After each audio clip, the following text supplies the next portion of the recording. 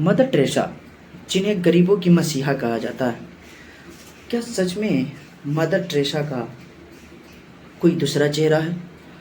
जो हम आज तक पढ़ते आ रहे हैं, क्या सच में मदर टेरेसा वही है या मदर टेरेसा का कोई और कारनामा है? जी हाँ, आपने सही सुना। मदर टेरेसा की कला सच या कला राज। मदर टेरेसा, जिन्हें हम आज तक गरीबों की मसीहा समझे हैं। अगर आप मदर टेरेसा की सच्चाई के बारे में जानेंगे तो आप सोच में पड़ जाएंगे, आप दंग हो जाएंगे कि कैसे जिन्हें गरीबों की मसीहा कहा जाता है वो इतनी क्रूर थी। क्या वाकई में उनके कारण सैकड़ों गरीबों की जान गई? क्या वो जो दिखा रहे थे कि हम इतने अच्छी तरह से सेवा करते हैं, जिनके पास कोई नहीं होता है उनकी देखभाल करते हैं, क्या यह सच था या इसके अलावा कोई और भी उनका राज छुपा हुआ है? जी हाँ, उनकी बहुत बड़ी राज छुपी हुई है, जिसका खुलासा मैं आज आपके साथ करने वाला हूँ। तो प्लीज़ बने रहिएगा वीडियो में से एक सेकंड के लिए भी स्किप नहीं कीजिएगा, क्योंकि बहुत सारे इंपॉर्टेंट पॉइंट को आप आज डिस्कस करने वाला हूँ। बात यहाँ ये है कि जैसे मदर टेरेसा ये बात सही है कि करोड़ों दिलों को जीता, लाखों गरीबों की मदद तो जरूर की, लेकिन क्या आपको पता है कि सैकड़ों गरीबों की जान लेने के पीछे इन्हीं का हाथ था?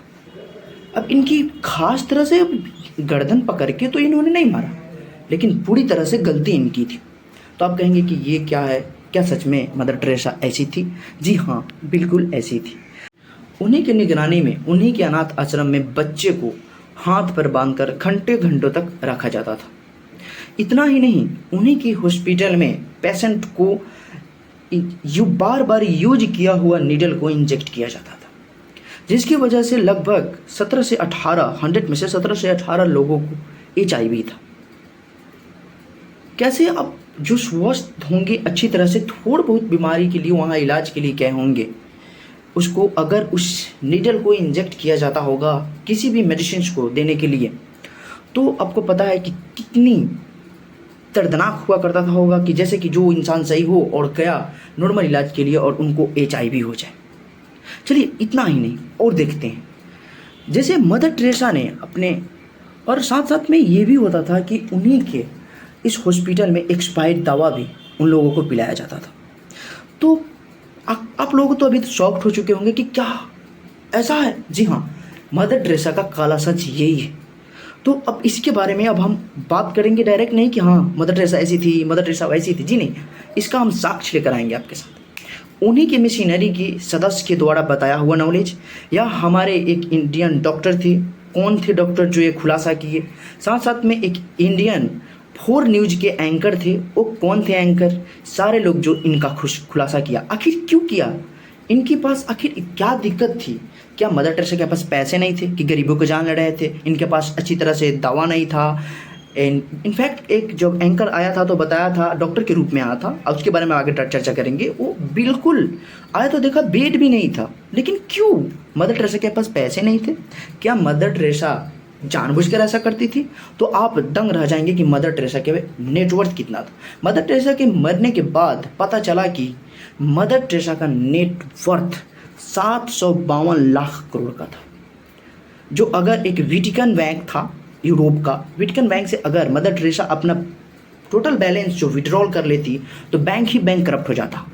तो इतने पैसे होने के बावजूद भी मदर टेरेसा क्यों ऐसा की, इसके बारे में बहुत डीप चल के हम जानकारी लेते हैं। वीडियो में बने रहिए।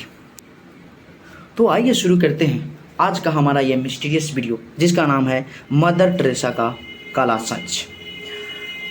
आज आप बहुत भावुक हो गए होंगे या फिर गुस्सा हो गए होंगे कि या सच में मदर टेरेसा को हम पूछते थे, जो हमें आज तक पढ़ाया गया, उनका 4 महत्वपूर्ण बात पढ़ाया गया। बताते हैं कि कौन कौन बात पढ़ाया गया था या अभी भी पढ़ाया जाता है, लेकिन इन काला सच का उजागर होना बहुत जरूरी था। इसलिए आप लोग इस वीडियो को पूरी तरह से जगह जगह फैला दीजिए, सारे लोग को बताइए अगर आपको कुछ इसमें नया दिख रहा है तो। और प्लीज़, मैं नया हूँ तो थोड़ा सा मुझे सपोर्ट कीजिए, मेरे वीडियो को लाइक कर दीजिए, सब्सक्राइब कर लीजिए और मेरे चैनल को ज़रूर थोड़े से थोड़े अपने दोस्तों के बीच शेयर कर दीजिएगा। मदर टेरेसा का नाम सुनते ही हमारे मन में, हमारे दिल में एक गरीबों के प्रति सेवा की भाव आता है, इंसानियत जाग जाती है। आखिर जगह भी क्यों ना, इंसानियत आए भी क्यों ना, क्योंकि इन्हीं नेक कार्यों की वजह से मदर टेरेसा को 1979 में 1979 में नोबेल पीस प्राइज़ दिया गया था, जो इंडिया के कोलकाता शहर में दिया गया था। इनको इतनी अच्छी तरह से लोग मानते थे, इतना अच्छा मानते थे, इनको पूजा किया जाता था, सिर्फ इंडिया में नहीं पूरे वर्ल्ड में। लेकिन इनका काला सच का उजागर होना आज बहुत ज़रूरी था। आप कमेंट में करके लिख कर बताइएगा, क्या सच में ये होना ज़रूरी था? या बहुत सारे ऐसी हिस्ट्री है जो हमें आधा ही बताया जाता है। बहुत सारे ऐसे योद्धा थे जिनके बारे में आज तक नहीं बताया जाता है कि क्या सच में वो कैसा थे, कैसा नहीं थे। बना बनाया हुआ हिस्ट्री को हम लोग के सामने रखा जाता है। ऐसी ऐसी वीडियो बार बार आप लोगों के बीच मैं लाता रहूँगा। अगर हम मदर टेरेसा के ओरिजिन की बात करें तो मदर टेरेसा यूरोप के बाल्कन रीजन के अल्बानिया कंट्री से आई थी।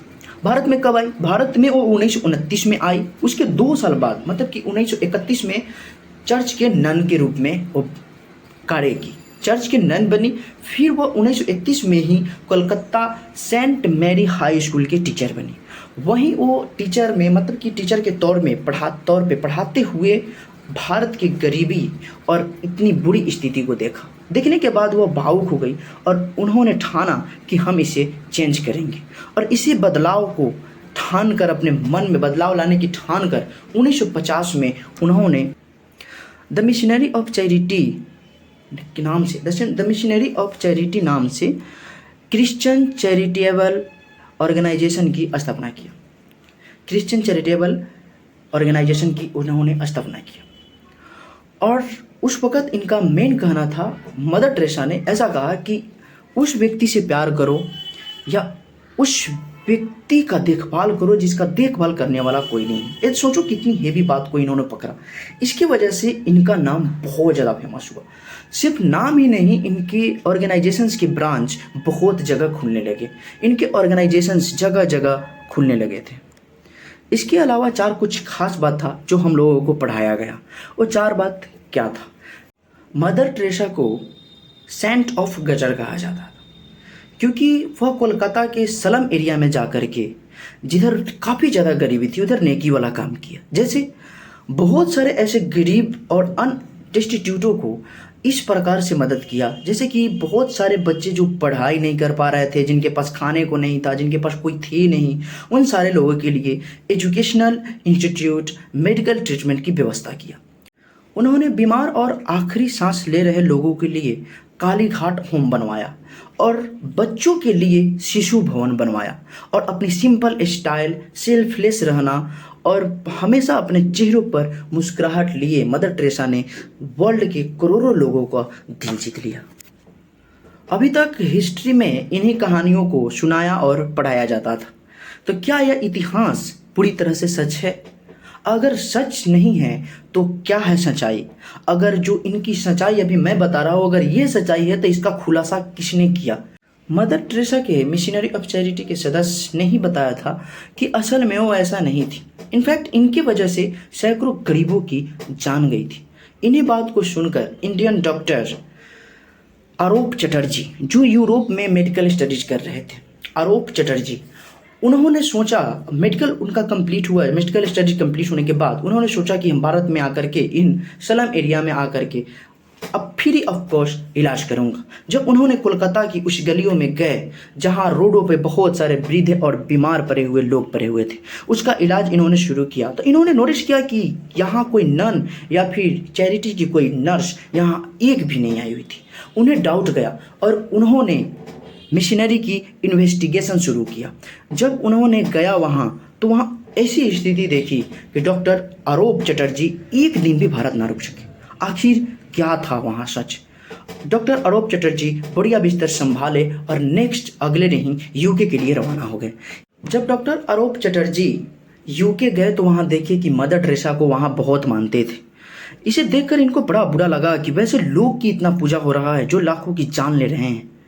यह देखने के बाद आंखों पर लगी झूठ की पट्टी को हटाने के लिए डॉक्टर आरोप चटर्जी ने ब्रिटिश टेलीविजन नेटवर्क के 4 न्यूज के जर्नलिस्ट क्रिस्टोफर हिचेंज को पूरा बात बता दिया। क्रिस्टोफर हिचेंज वही शख्स था जिन्होंने मदर टेरेसा के काले कारनामे पर हेल्स एंजल नाम की डॉक्यूमेंट्री बनाया। जब ये डॉक्यूमेंट्री रिलीज हुई तो लोग आश्चर्यचकित रह गए कि जिन्हें हम गरीबों की मसीहा समझते थे उनके ऐसे कारनामे। जी हाँ, तो हम पार्ट 2 में बात करेंगे कि इस डॉक्यूमेंट्री में ऐसा क्या था। अभी मैं वीडियो को ड्रॉप कर रहा हूँ, जैसे कि रोक रहा हूँ, नेक्स्ट पार्ट में बताऊंगा। इसका मतलब ये नहीं है जैसे आप लोग सोच सकते हैं या फिर कोई सोच भी रहा होगा कि सस्पेंस में छोड़ रहा है ताकि मैं नेक्स्ट वीडियो आकर देखूँ। मेरा मतलब ये नहीं है। 10 मिनट से क्रॉस वीडियो कर रहा है, 12-13 मिनट तक चलेगा, बट 12-13 मिनट तक की टोटल कहानी खत्म होने वाला है नहीं। तो थोड़ा मतलब कि 8 या 10 मिनट की वीडियो और होंगे जो नेक्स्ट पार्ट 2 करके मैं ला दूंगा, आप लोग देख लीजिएगा। क्या है कि अभी ज़्यादा लॉन्ग टाइम का बना दूंगा, एक बार में लोग नहीं देख पाएंगे। अभी आपको भी पता है कि मेरा यूट्यूब चैनल नया है। इसी तरह ज्ञान का भंडार आपके सामने बार बार खोलता रहूँगा। आप मुझे मौका दीजिए, मेरे चैनल को सब्सक्राइब कीजिए, थोड़ा अपने दोस्तों के साथ शेयर कीजिए और सबको ज्ञान से भरे परे रहने की सलाह दीजिए। थैंक यू सो मच इतने तक सपोर्ट करने के लिए। Bye bye.